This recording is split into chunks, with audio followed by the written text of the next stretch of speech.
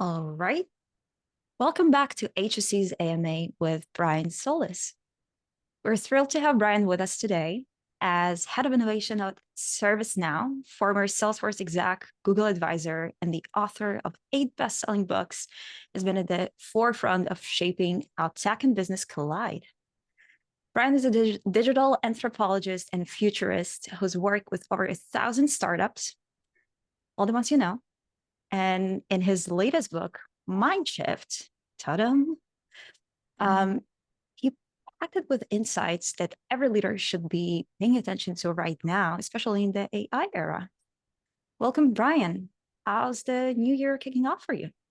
Well, hi, Julia. It's kicking off fast, that's for sure. We're already about over a week into the new year, and there's so much to do. I'm excited. I'm excited to be here. How's the new year kicking off for you? Amazing. Really amazing. Lots of exciting news.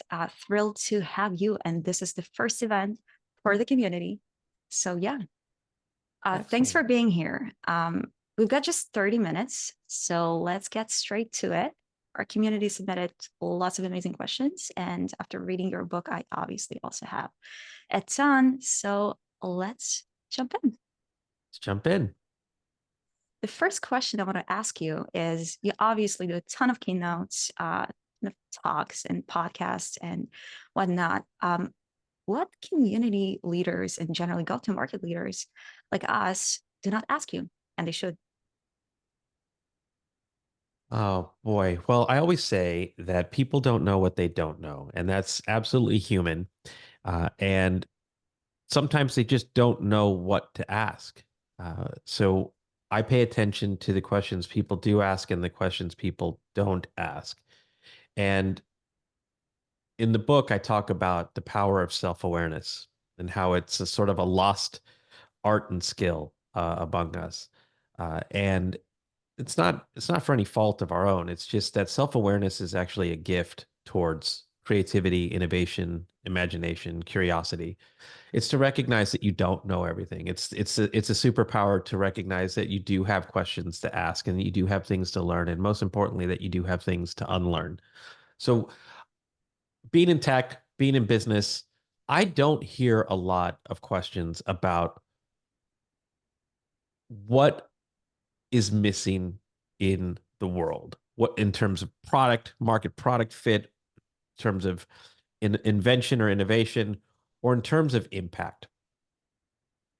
I believe that a lot of what I see today, whether it's AI investments or whether it's in the founding of companies, uh, are the derivative of someone's idea, but not always informed by what others are missing or need in their life to solve problems or create opportunities. Don't get me wrong, that's not everybody. That outside in thinking is the source of human centered innovation. And that has been the driver for my entire career is empathy, research, digital anthropology, psychology, asking the questions that no one else is asking to try to find hidden opportunities, hidden patterns that others can't or will not see. And if you think about where we are sort of in the state of the world, there's polarization everywhere because everybody's suddenly an expert. It's almost as if everybody stopped listening, stopped learning, as if everybody felt like their superpower is now a cognitive bias, that they're seeking validation in how they think, versus doing what everyone else isn't doing, which is paying attention to figure out where there are voids and where there are opportunities to add value. That's the biggest thing that I don't hear or have opportunities to talk about, that we tend to cycle in terms of cyclical thinking, in terms of rooted in our own beliefs. And I believe that this is an opportunity for empathy-driven, human-centered innovation.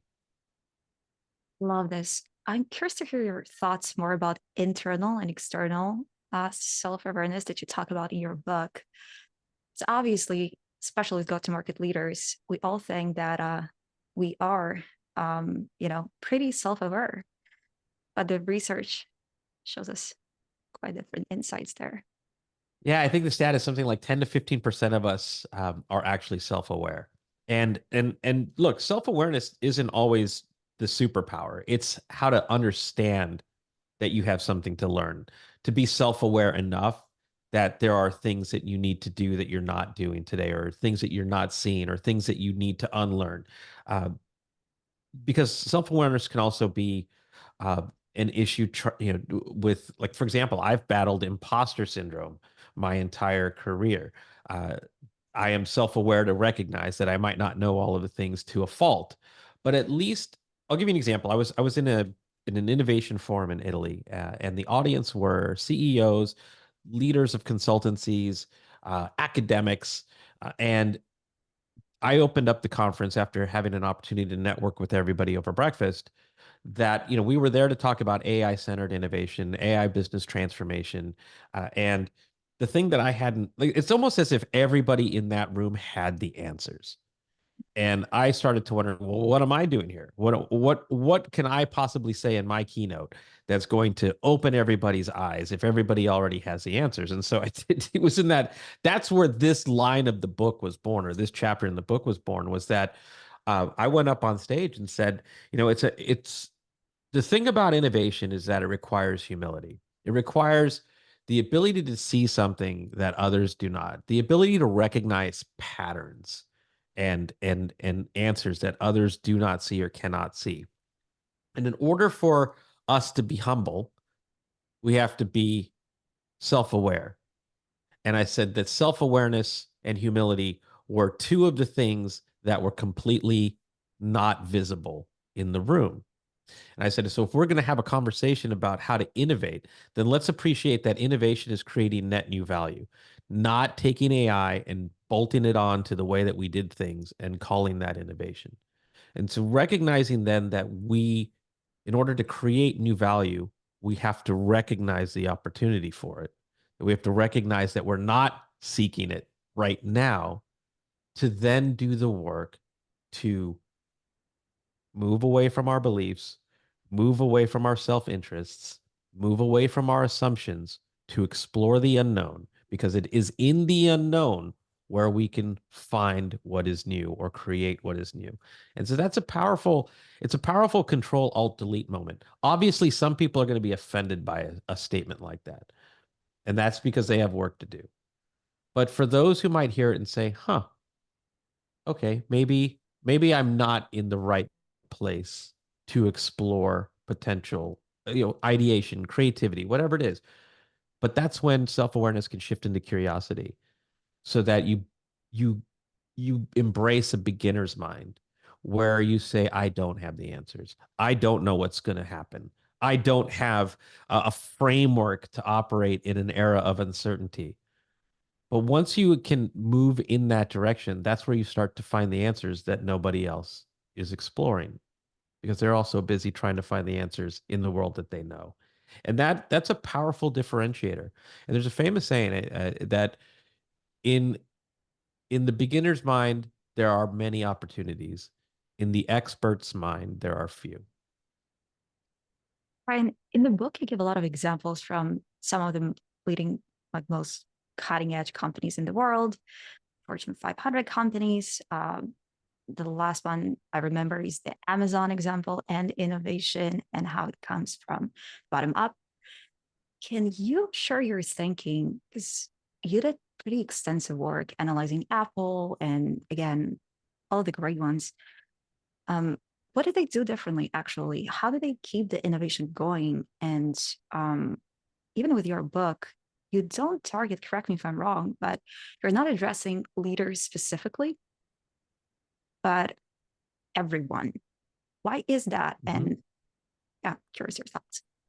The examples that I use in the book are examples where leadership and innovation come from anywhere in the organization, but that the consistent theme is that even if the leader didn't come up with the innovative solution, the leader ran a culture of where those ideas can come from anywhere in the organization. It's very different than most companies. If you think about how most of them are just top down, hierarchical, often very political and bureaucratic organizations. And look, even startups can be that way.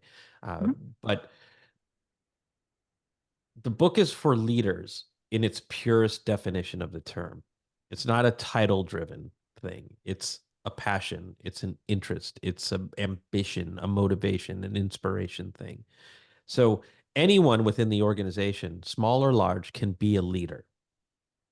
You can advise the current CEO.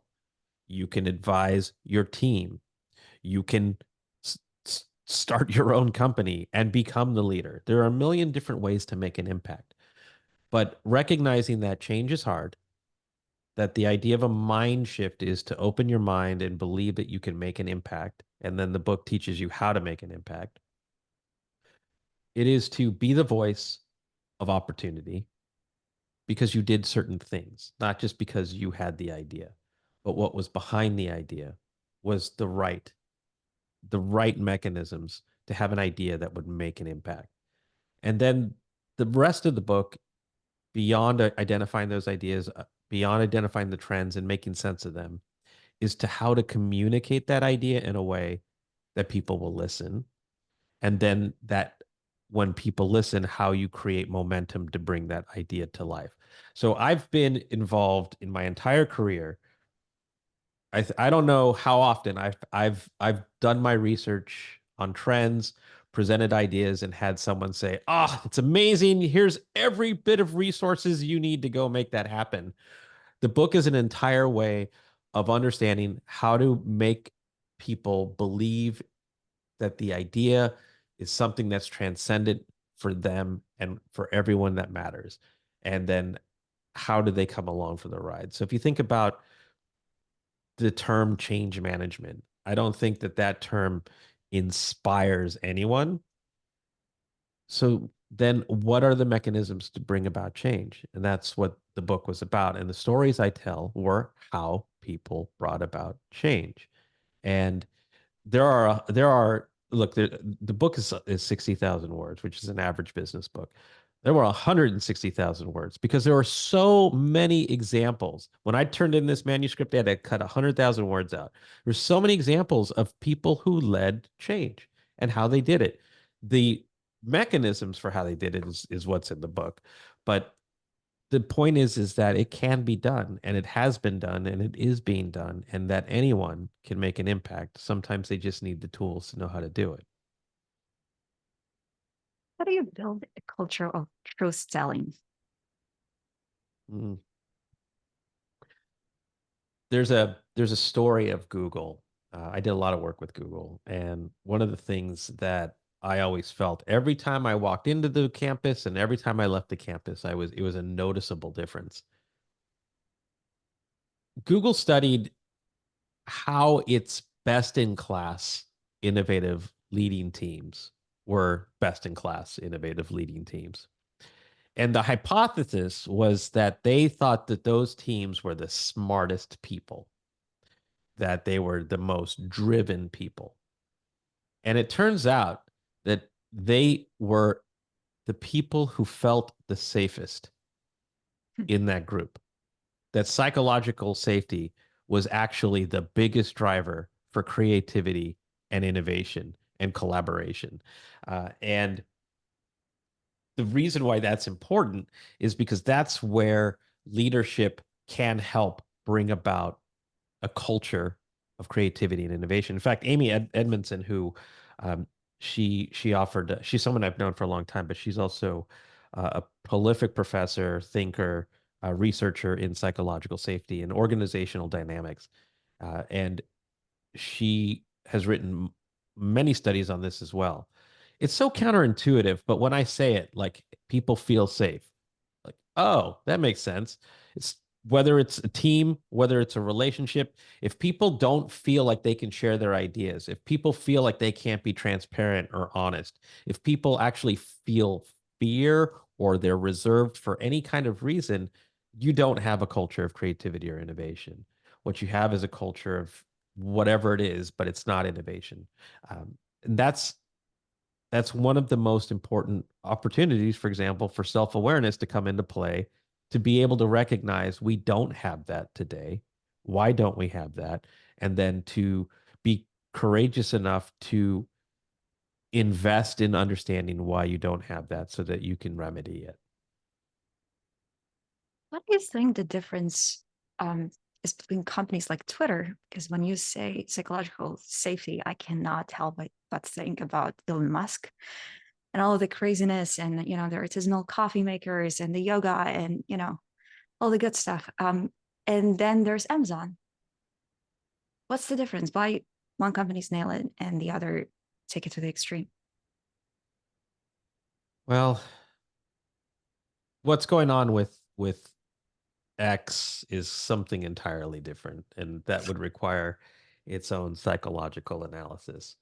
Uh, Say what you will about Jeff Bezos, but he does have formidable policies, frameworks, and practices of which are meant to mine ideas like Amazon Prime, which is the example I tell in the book. But he has always been a loud voice in what he talked about day one, which was uh, always, whether you're a large company or a small company, if you're a leader, if you're a decision maker, always act and believe that your current state is one of day one. Like it's the first day that you are chasing your dreams, that you're pursuing these dreams, and that you're trying to make an impact. Because day two, if you don't believe that, is when you are ripe or open to or vulnerable to obsolescence, disruption. The path between day one and day two is complacency, mediocrity, where you lose touch, where you lose that self-awareness with getting caught up in what business as usual actually means. What business as usual actually means is you get so caught up in the management of the success that you have that you scale it, you make it more efficient, you make it as profitable as you can. Nothing wrong with that. But if you're not challenging your assumptions, if you're not looking out to the horizons, if you're not investing in those horizons actively, then at some point, as Silicon Valley says, you cannot jump the curve. There's always a next curve.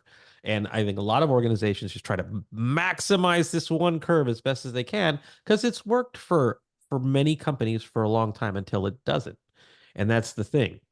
I had an opportunity recently to spend the afternoon with Mark Randolph, who was the co-founder of Netflix. And he tells the story of how everybody sees Netflix as a success story, but it was actually a series of failures that took the failures and the learnings from those failures into the success it is today. But it isn't one thing. He talked about how the company had to fight complacency and had to challenge their own core values and their own core profit centers in order to be the company it is today. So if you think about it as a mailing company, when they used to mail DVDs at their beginning, they were profitable doing that. Then they recognized that e-commerce was the next opportunity. So they didn't completely abandon the mailing, but they had to take the resources they had to invest in e-commerce, understanding that that was the next thing. Then after that, it was streaming and whatever's next. No, well, they started to take on content creation in terms of Hollywood. But his point was that they had to take their core profit engines and shift it to the next thing because it was a zero sum solution for them. They didn't have extra resources in order to be able to do both for a long period of time. And they were successful in jumping the curve each time. The thing about that is that it's counterintuitive. Most leaders will say, like, we can't do that. We have to maximize our profit center, and that's what we're going to do. But that profit center has limited lifespan if it's not taking into account how trends, how behaviors, how markets are shifting, because eventually they'll move away from you. Do you have a framework how to not lose your mind, keeping the profitability and the revenue engine going and simultaneously addressing the future to not be left behind? You, when I was an analyst, one of the by the way, a lot of this research still exists. So I wrote 60 papers looking at digital transformation and business transformation and innovation. The innovation papers, I think, are still valuable today. There was a period where, let's say, existing organizations were and are still investing in innovation centers, but those were almost like incubation labs. Like, go experiment, go invest, go figure these things out. But where they would fail is when it got enough momentum to try to get back into the organization, and then the culture would either kill it or suck it into the machine, and it would lose its vibrancy, its entrepreneurialism, its everything that made it a special entity to begin with. When they are cultivated and left to create their own cultures and operate independently, they tend to do better. But that leadership has to be able to recognize, again, self-awareness and empathy, that what they're doing today can be maximized, can be optimized even with artificial intelligence. But it isn't innovation. It is a cycle of iteration. And innovation, we know historically, is the secret towards inventing the new thing that keeps you relevant. And it's incredibly difficult. And it's elusive in many cases. But if you're not chasing it, and if you're not dedicating resources to chase it and learn and grow and fail and try and learn and fail, then you're not ever going to succeed, right? There's famous sports analogies that go to hockey, that go to basketball, that if you never take the shot, you'll never get the points. And there's a famous saying about Michael Jordan, how many shots he missed in his career. He kept track of that. But we also know he's one of the greatest to ever play the game because he made a lot of shots.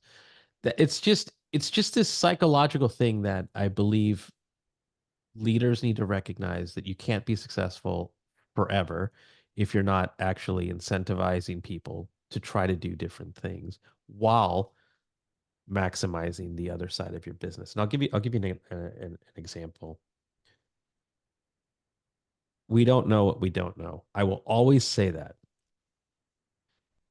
So you don't know that you're not being successful until someone points it out to you, but you have to be open enough to let someone point it out to you. So a lot of the advisory that I did, with whether it was C-suites or with startup founders or whether it was investors, was to do the research that would allow me, and by the way, those research frameworks are all in the book, and I try to make them as very easy and palatable as I can, so that you don't have to worry about feeling like you're going to university. It just shares the things that I found successful over time. Once once you're able to tell the story of opportunity, that person has to see themselves in that story. And that story has to be believable, not just for them, but for their stakeholders. And it isn't just whatever you feel is the right thing. You have to understand what are their motivations? How are they rewarded? How are they incentivized? Because framing that story, not just for you, but for them, is how people then see themselves in it and how they feel motivated to move in that direction. So if you think about, let's say, the CEO of a large organization. Let's say the stock starts performing poorly. They're losing market share. They try everything that they can with what they know, and it doesn't work. Well, the board will probably replace them. But on the way out, that particular leader will probably get a big bonus to leave. And so, in that regard, they're incentivized to fail and they're incentivized to succeed. And so the mechanism then is understanding, like, is failure, is making a $25 million payout, just hypothetically, enough incentive for them to not want to take a chance? Or psychologically, is that failure enough of a hit to them, regardless of the money, that the $40 million bonus they might get for being successful that year becomes a driver, or whatever those drivers are? Understanding a day in the life of that person, whether it's managing up or whether it's understanding the customer or whether it's understanding the employee, that it's all about empathy and understanding those person's drivers, their motivators, their challenges, their fears, and working that into your work. So no matter what the framework is, it's how you interpret whatever the trend is, whatever the opportunity is, and tell that story. And so there's a chapter that shares the insights that I got from a friend of mine whose name is Nick Sung. He's a former Disney Pixar storyboard artist. He's now a Netflix storyteller for their movie business, and everything that I learned about why Disney and Pixar, how they tell stories, is humanized in this book so that you can use those secrets that make their movies so relatable and believable and amazing to convince people to want to invest or try or change or to have a mind shift in ways that move them from the things that they do every single day to explore new horizons and the unknown. So many questions I want to ask. We have only 3 minutes, Brian. The writing style of the book is quite different compared to your previous ones. Um, I cannot help but ask what actually motivated you to write the book? So this particular book is my first book in 5 years. I would say it's interesting that you said that. I would say that this book is more in alignment in the style that I wrote the last book, which was Life Scale. And Life Scale, it's how to live a more creative, productive, and happy life. And that was my first and only personal book. And that book took on a voice that I had to take uh, in order to be more human, more self-aware, more transparent with the reader, like more honest. Uh, every book before that was the analyst, the business advisor. I thought that that was the voice I needed to have. But you were supposed to be the smartest person in the room. Uh, Not that it was bad, but it was my style, and it was Life Scale that actually taught me, hey, you're this far in your career, and I think what people really want to just know is, what are you learning? What are your challenges?